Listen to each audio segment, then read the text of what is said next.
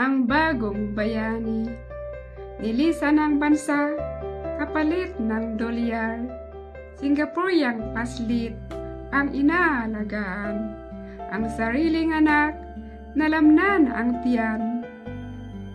Gutom sa kalinga ng magulang naman. Gurong naghahangad ng real na kita. Nag-domestic helper sa Saudi Arabia. 4 years nagtiyagang pakadalubhasa. Sa ibang lahi pa nagpapaalila.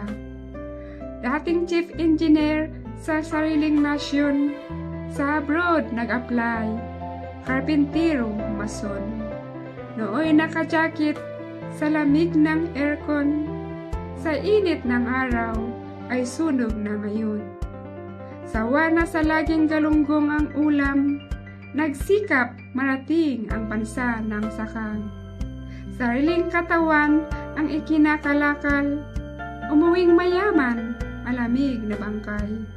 Nagtiis maglayo, yaong bagong kasal, upang pag-ipunan ang kinabukasan.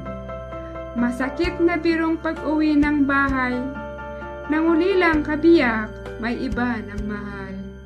Sila ang overseas contract workers natin, masipag, marangal, at mapangarapin.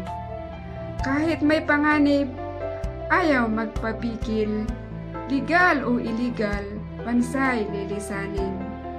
Gobyernong kailangan ang foreign currency, passport, POE at etc. ang fee.